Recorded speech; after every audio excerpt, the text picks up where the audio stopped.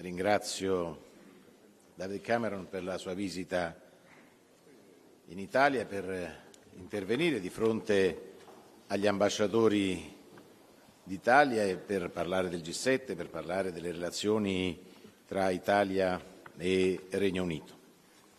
Abbiamo avuto un incontro bilaterale molto positivo, c'è una visione comune tra i nostri paesi sul sostegno da dare all'Ucraina per difendere la propria indipendenza, per far rispettare il diritto internazionale.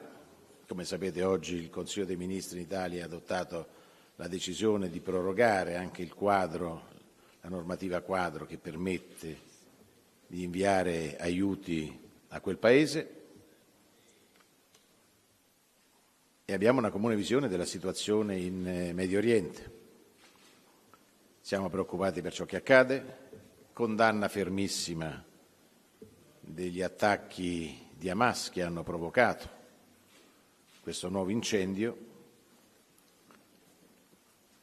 e posso dire, per quanto mi riguarda, poi sarà Cameron a dirlo, ma ho accolto molto positivamente le dichiarazioni di poco fa del presidente Herzog, che annuncia la disponibilità di Israele ad una interruzione delle attività militari per favorire una soluzione sia per quanto riguarda gli ostaggi, sia per quanto riguarda gli aiuti umanitari da dare alla popolazione. È un messaggio molto positivo che arriva da Israele, così come avevamo tutti quanti auspicato.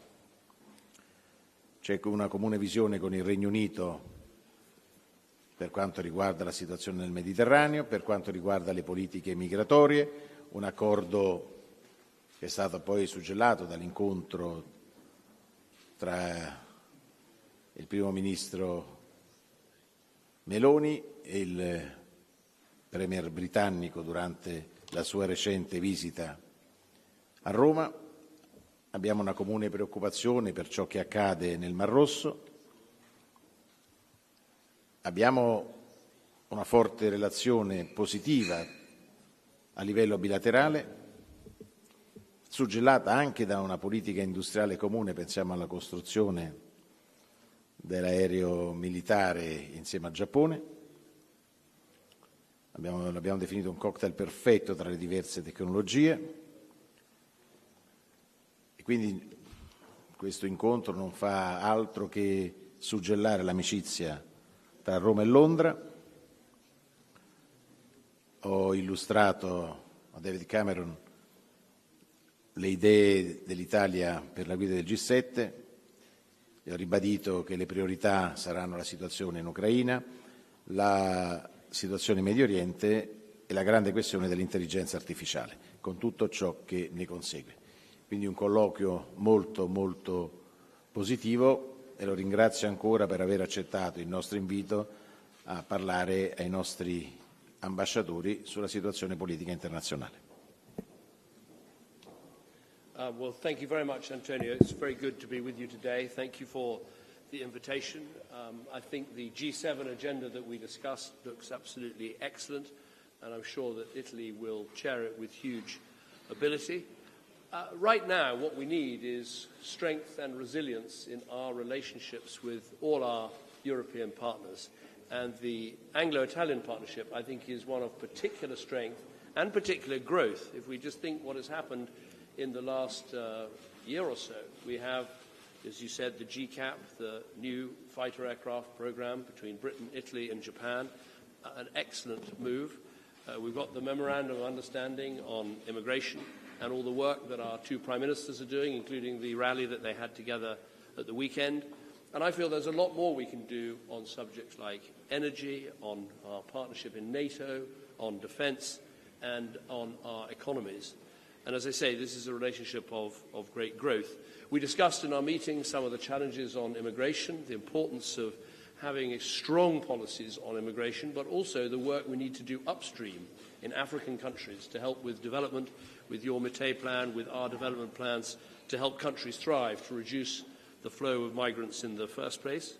We discussed the Israel-Gaza situation, where we both see the importance of backing Israel's right to self-defense, but we do support humanitarian pauses to get aid in and to get hostages out, and we look forward to hearing more about what President Herzog has mentioned today.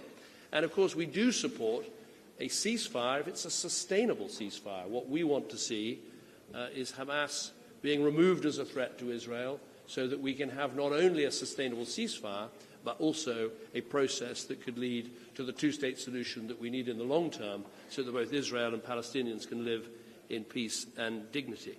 We discussed the Ukraine, where I think it is absolutely essential that we stay the course.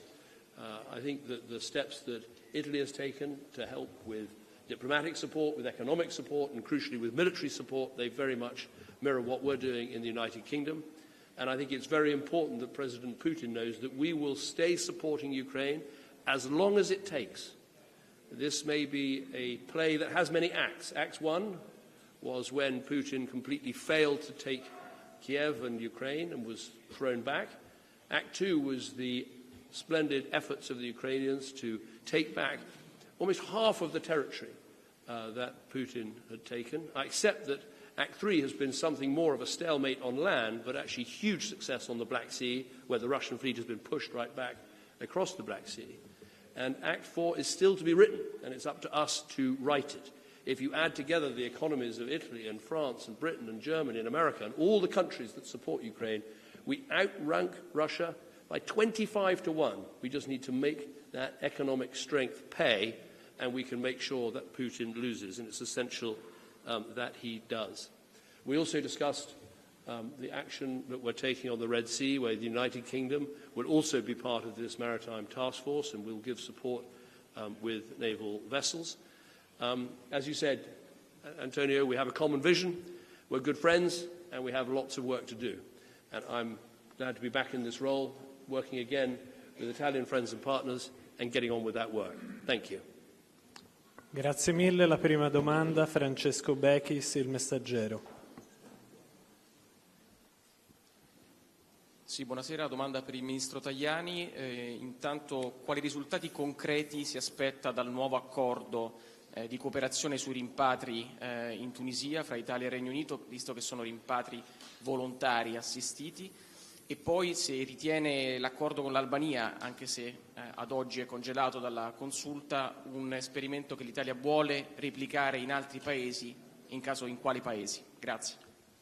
Ma gli accordi internazionali di cooperazione anche di contrasto ai traffici di esseri umani, di contrasto all'immigrazione illegale, se è fatta con una collaborazione internazionale, in questo caso una collaborazione tra Italia e Regno Unito, ottiene dei risultati più positivi, quindi tutto ciò che si può fare insieme meglio è. Noi abbiamo sempre chiesto una compartecipazione europea e anche se non fa parte dell'Unione Europea il Regno Unito è Europa geograficamente, quindi ritengo che la collaborazione sia utile ad entrambi, perché il fenomeno migratorio e anche l'attenzione rivolta all'Africa, abbiamo parlato anche di questo nel corso del nostro colloquio, è importante per il G7, è importante per la Nato, è importante per il Regno Unito e per l'Italia.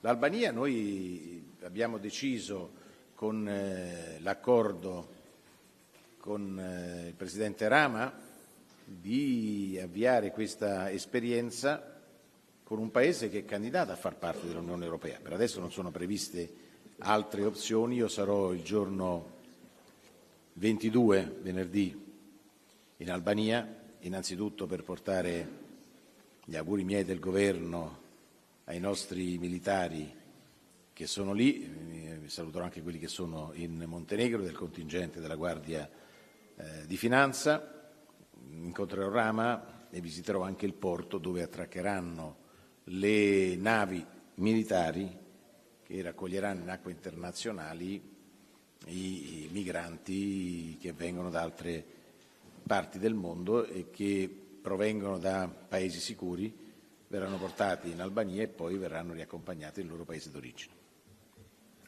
Abbiamo la seconda domanda, Oliviero Bergamini, TG1. Let's talk about Israel.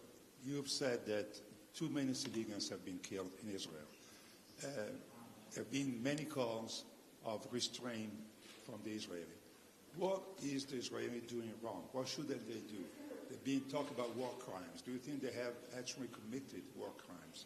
And what is a sustainable ceasefire in practical terms? Okay. Also, you mentioned the Red Sea, military operations there. Do you foresee a cooperation with Italy in that area? Yeah.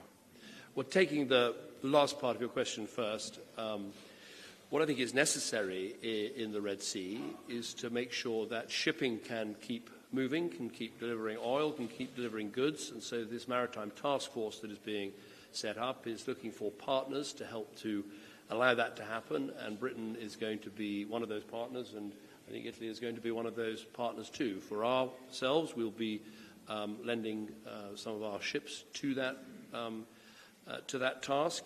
And I think it's very important that there's a very clear message to the Houthis in Yemen who've been launching all these attacks that, these attacks will not be tolerated and we will defend ourselves against them, and it's very important that shipping keeps moving.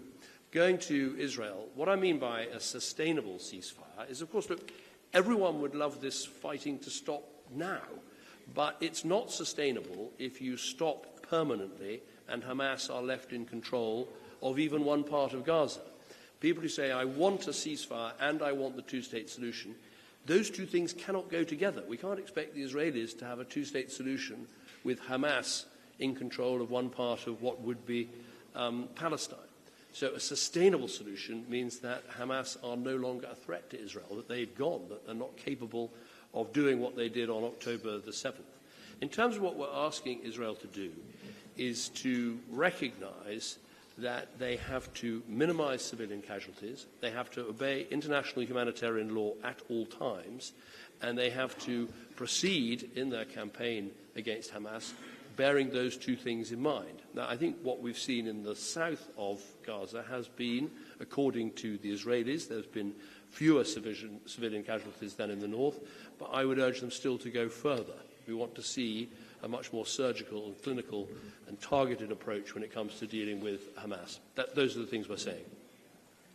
Volevo aggiungere che oggi abbiamo firmato con il Ministro Crosetto l'8º pacchetto per l'Ucraina e il Parlamento verrà informato attraverso il Copasir sui contenuti. Grazie. Grazie mille a tutti, si chiude la conferenza stampa. Now there is a short visit, no?